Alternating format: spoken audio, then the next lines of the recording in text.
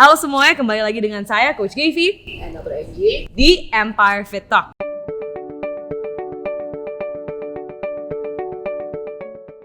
Nah, hari ini kita akan membahas tentang nutrisi dan challenges that most people face with nutrition.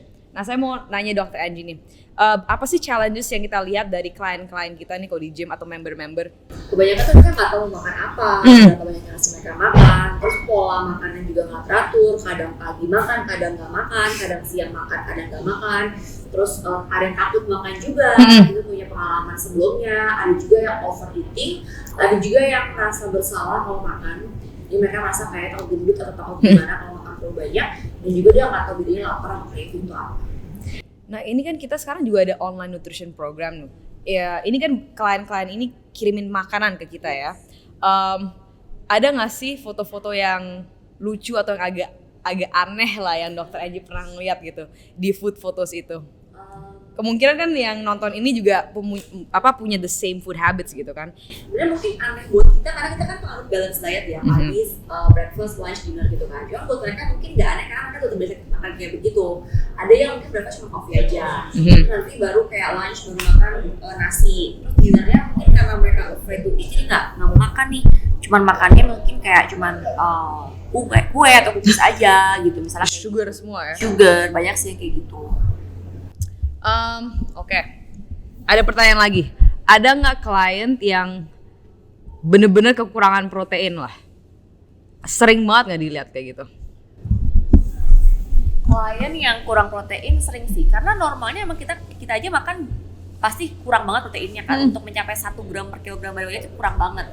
Dulu aja aku aja ngitungin sendiri, daily rutinitas aku aja nggak cukup tuh. Begitu kita mulai meal planning baru mulai bisa ngatur pola makan. Makanya memang kenapa tuh penting banget untuk meal prep dan meal planning, karena kalau nggak untuk mencapai kebutuhan harian pun aja nggak tercukupin. Makanya kan takutnya terjadi muscle loss kan, hilang apetit kalau misalnya nggak tercukupin seperti itu.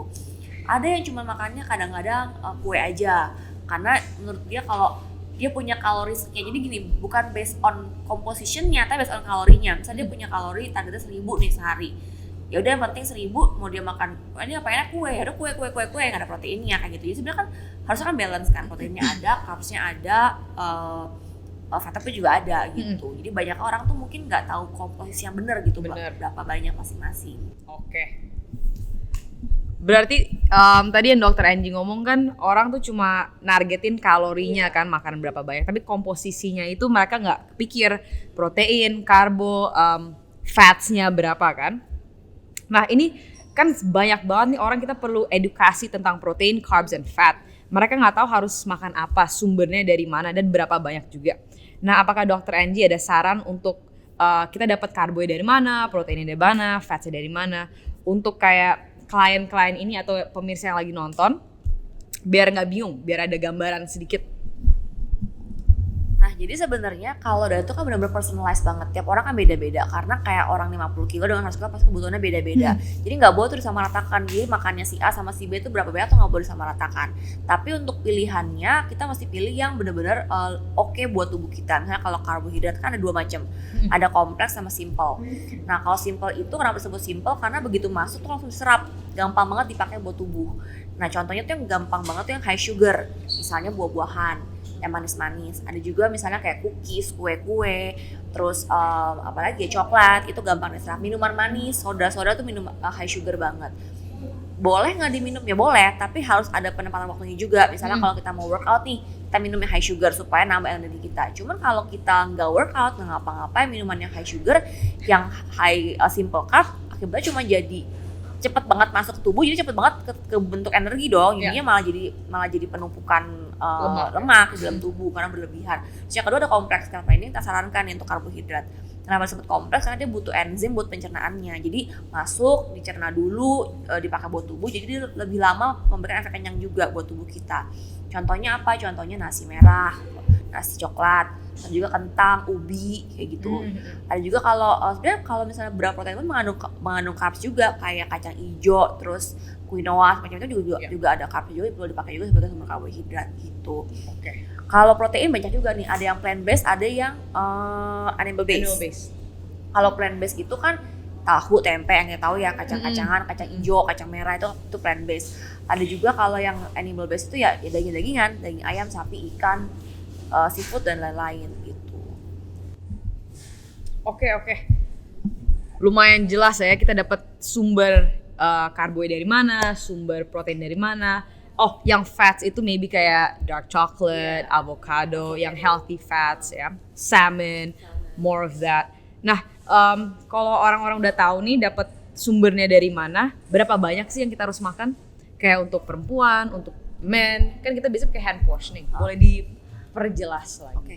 Ini sebenarnya cara untuk nentuin porsi macam-macam, ada beberapa cara. Mau dihitung per gramnya bisa kalau benar-benar mau spesifik, mau pakai mau pakai contoh bahan makanan penukar juga bisa. Cuma kita pakai yang agak mudah tuh pakai hand portioning.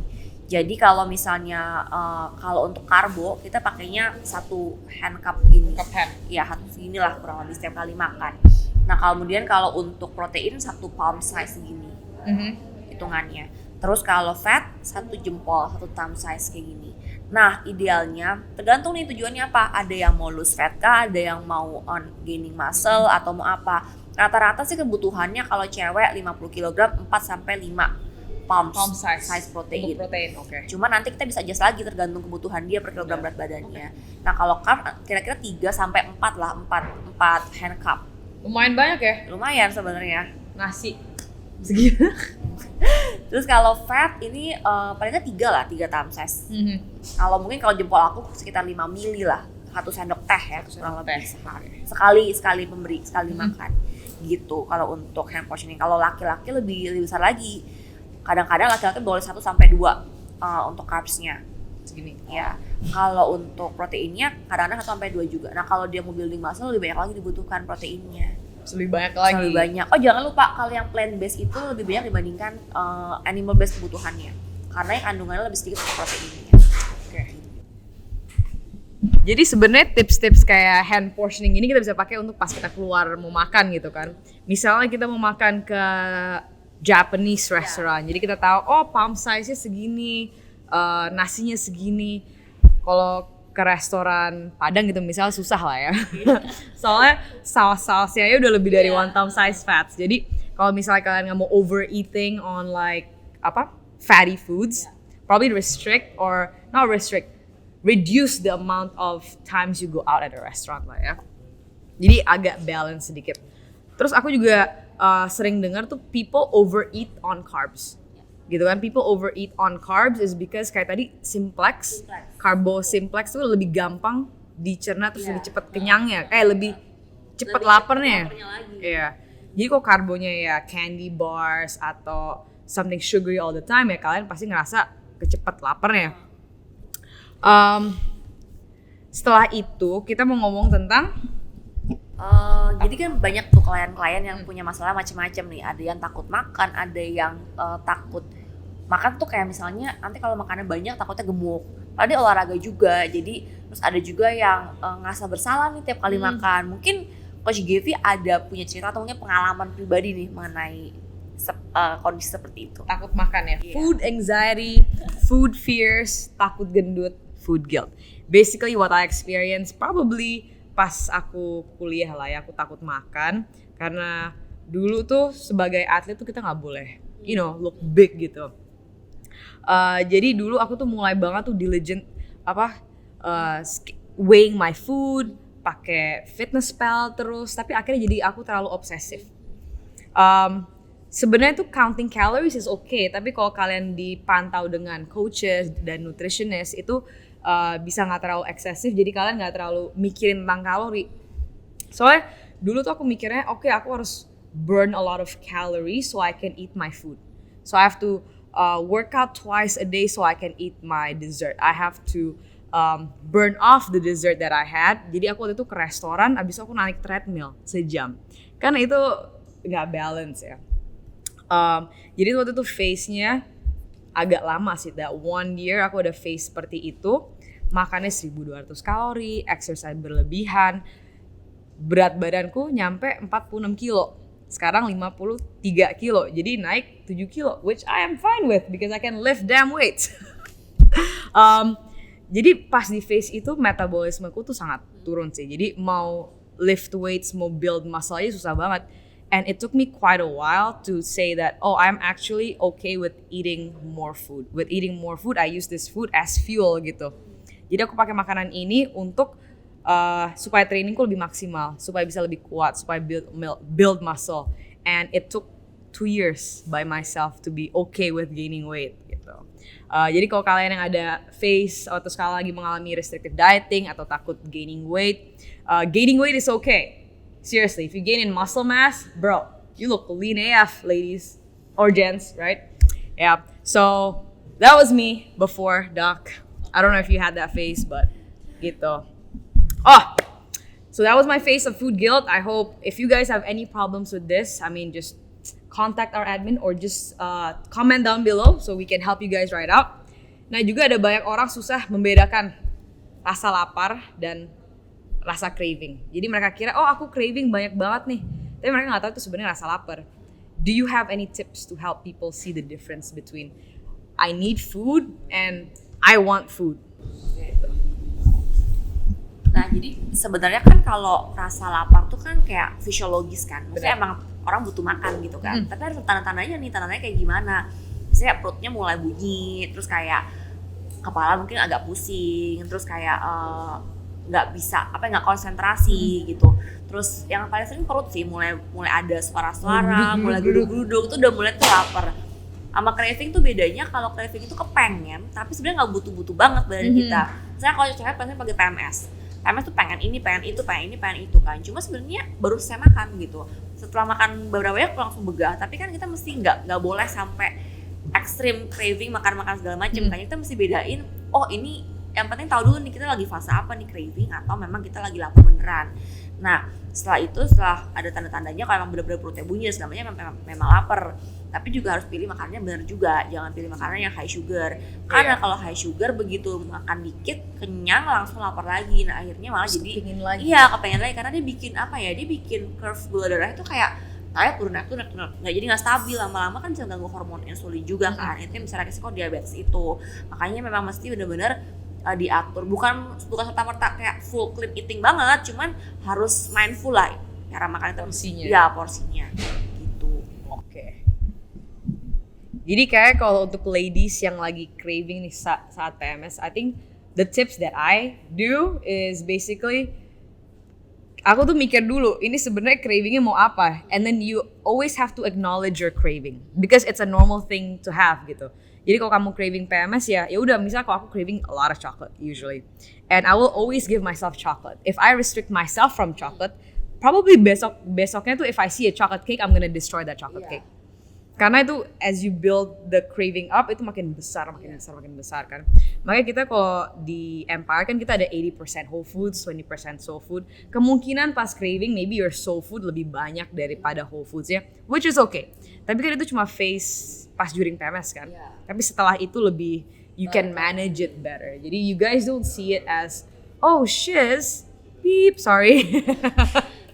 You guys don't see it as like, oh, I'm gonna gain a lot of fat. It's just normal. You guys gonna gain your balance back the next time. Itu sih yang paling probably the most challenge people face tuh lapar dan craving. Mereka bored eating, mereka stress eating, terus memporsikan makanan. Jadi untuk kesimpulan podcast ini, Dr. Angie tadi yang kita omongin, berarti kebanyakan orang tuh merasa kesusahan nggak tahu mau makan apa. Berapa banyak makannya nggak teratur. Terus if you guys have my experience, takut makan, overeating, food guilt, that's basically a recipe for disaster. If you guys want help, just make sure you guys find help, seek help first, and then you get your food, you get a better relationship with food lah. Nah kedua tadi kita ngomongin tentang where do we get our proteins, carbs, and fats, bisa pakai hand portioning. Dan ketiga itu kalau misalnya rasa lapar dan craving gimana cara membedakannya. Basically just slow down. If you have a craving, acknowledge your craving, give yourself a little bit of the food, and 80-20 rule. So that's our thing at Empire Nutrition. Do you have anything else to add, Dr. Angie? Apa ya? Mungkin jangan terlalu keras juga sama diri sendiri gitu. Maksudnya kita juga kita mesti happy juga. Jangan sampai masalah relationship dengan food itu bikin kita nggak happy sama diri sendiri, Stress. bikin kita stres, malah bikin kita banyak pikiran. Kan makanan tuh tetap menyenangkan kan, harusnya dia meningkatkan dopamin, bikin kita happy. Jangan sampai terlalu restriktif jadi nggak happy, atau sebaliknya terlalu banyak makanan yang nggak bagus pun juga bisa mengganggu hormonal dan otak kita juga gitu. Semua mesti balance. Jadi kalau misalnya memang kalian punya problem untuk relationship dengan makanan juga nggak bagus, kalian kalau kalian merasa butuh pertolongan, carilah pertolongan. Jadi jangan sampai itu nanti jadi berlanjut gitu. Itu sih mungkin. Oke. Thank you Dr. Angie. Jadi semuanya di YouTube. That is our podcast for today, Empire Fit Talk. Jadi kalau kalian mau like, subscribe, dan comment down below if you guys want to know any more topics about nutrition. We'll see you guys in the next Empire Fit Talk.